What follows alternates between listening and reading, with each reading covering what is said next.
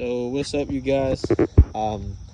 This video actually is getting released after the other two that I've already posted because I didn't like the way I made this video previously, so I was just going to go ahead and redo it. And I tried to wait until it wasn't raining so that I'm not getting rained on while I'm trying to videotape me talking. So it's not like this is going to be 3 hours long or anything like that, but for me to say what I have to say, I'd rather not get wet.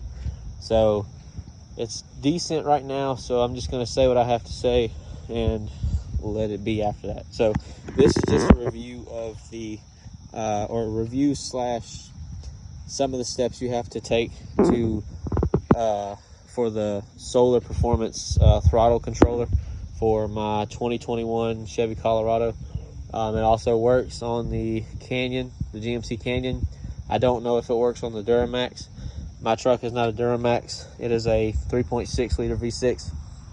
It's two-wheel drive. That doesn't really matter, but I'm sure somebody's going to ask. It's got the 8-speed transmission, which I think is the only transmission available with these vehicles. So there you go. So my truck is an automatic, obviously. So this is what the controller looks like. It comes from Solar Performance, just like that. There's nothing special. So just as a pretty cut and dry way of saying it is pretty much the pedal. When you use the pedal, there's a sensor that tells the throttle blades on the throttle body how far to open to let more air in so you go faster, yada, yada, yada. From the factory and just in general, there's a delay when you actually put your foot down or you go to make any kind of modulation of the pedal. There is a delay from the signal that goes from the pedal to the throttle body. Earlier in the other vehicles, they had drive-by wire or drive-by cable, which was a physical connection, which had an actual cable like a brake line on a bicycle, or something like that, as a throttle cable pretty much. And that was what connected your foot to the throttle. All cars nowadays, it's drive-by wire, which means there's an electrical connection from the pedal to the throttle body. So for example, most of the time if you want to LS swap something, depending on what motor you get, depending on what it came out of, you have to buy the controller or the computer, the engine itself obviously, and the gas pedal of whatever vehicle it was in for what you're swapping it into. So let's say I want to LS swap this, which would be nice. It would have more ass than it has now. I would go and want to find probably like a 6.2 out of a Escalade or a new GMC Sierra, Silverado, whatever. I more than likely would have to have the computer and the pedal out of the vehicle that I'm swapping the engine out of into this. So if I find a 6.2 out of a Cadillac Escalade, I have to have the pedal out of that Escalade along with the engine itself and the computer for it all to work. So I'm assuming it's going to be the same thing for these. Like if you find a wrecked truck, maybe you can get it programmed to your pedal. I don't know. I've never had to do that, so I don't know. But anyway, that's pretty much what it is this controller eliminates that hesitation or that time it takes for the actual action to happen. There's no delay.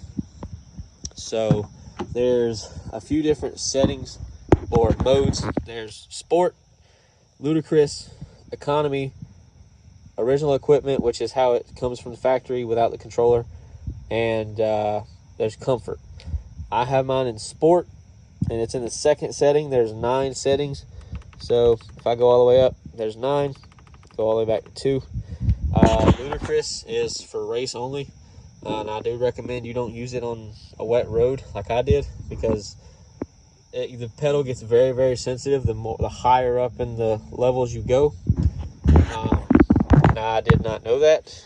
I mean, I did, but I didn't realize it was as sensitive as it was, because my truck started to spin the tires with no problem. And my truck is a 2021, so my tires aren't bald. So there you go. I mean, they've still got pretty good amount of tread on them. These are the tires it came with. My truck has 4,000 or 4,600 miles on it. So you can't blame my tires. It's just, it was wet and I didn't really mean to get on it. I really didn't even get on it. I barely tapped the gas pedal and it started to spin. And all I was trying to do was move up because the person in front of me left, or they moved because I was sitting at a stop sign, and there you go. So use caution if you're gonna buy one of these. Be very careful. Don't do anything stupid. What you do if you buy it is on you. I'm not responsible for that, neither are they.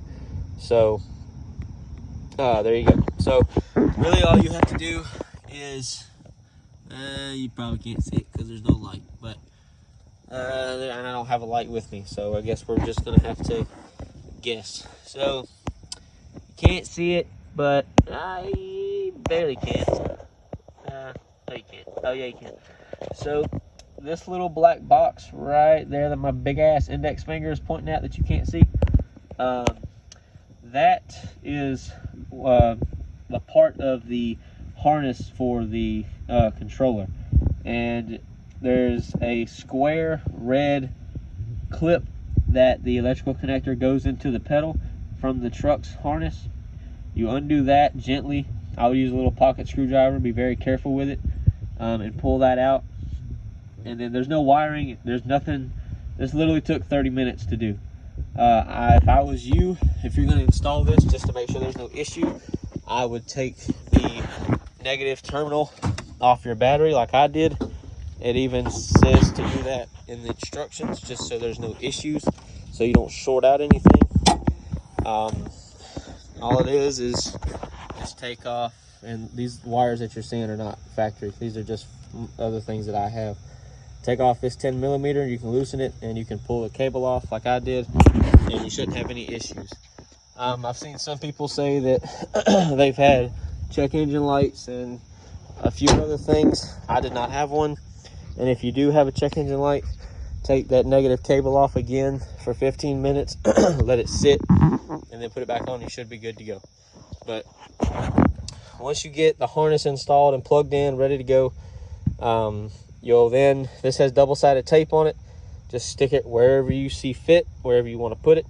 I just put it right here so that my legs don't hit it and all that. So when I get in, I'm not very tall, so that's not an issue, but I mean, there's a pretty good gap in between my knee and that, so I'm never going to hit it. And then I have the cord tucked underneath in here, which you can't see, but you can't see it. The wires are hidden. My feet aren't going to catch the wires when I use the brake pedal or gas pedal. It's not really incognito because you can still see a wire hanging, but you know, it's a lot better than having wires dangling down where you can see them. Now, if you get underneath the dash, you'll be able to see them a little bit. Anyway, you'll put this in and you'll get your key, which is in my pocket because I don't have any kind of sense of making a good video. Get your key, turn it on the run position where all the accessories turn on. Do not start the truck. Okay, you go and you hold the mode button till it turns on, and it'll show up with like an 800 number. You have to use the plus and minus to get it to 800, 800. And then you hold the gas pedal all the way to the floor for a few seconds and let back up. And then you hold the mode button until that shows up and you're good to go. So there you go, easy peasy, lemon squeezy. Like I said, I didn't have a check engine light. I still have not had a check engine light. I don't know if you take your truck to a dealer or whatever, like I have to. I don't really have to, but I have a service plan, so I'm going to. Like my truck has to be serviced in about 400 miles because I get mine done every 5,000 miles. So not only will this be the first oil change my truck has, this will be sitting right here for everybody to see. Now, if they mention it, then I'll say something about it, and if they don't, then I won't. I'm not going to bring it up unless they do. So my truck's not tuned, and this is not a power adder by any means. This does not add horsepower, does not subtract horsepower. It just helps with throttle response and everything else. It does not help with increasing torque. It doesn't help with increasing horsepower. It doesn't do any of that stuff. So don't assume that buying this will all of a sudden get you 20 or 30 or however many horsepower. That's not the case. Getting your truck tuned will gain a little horsepower, like maybe 30 at the most on a good day, and torque could be probably around the same, if not a little bit more. I'm not sure, but yeah, it's not a power adder. It's not a way for you to get horsepower. If you're wanting to get horsepower, then you need to look at getting your truck tuned by Trifecta, which is the only people I know of that sells tunes for these trucks, which I will be buying one. So yeah, I am happy with it. It does make a difference. It does help.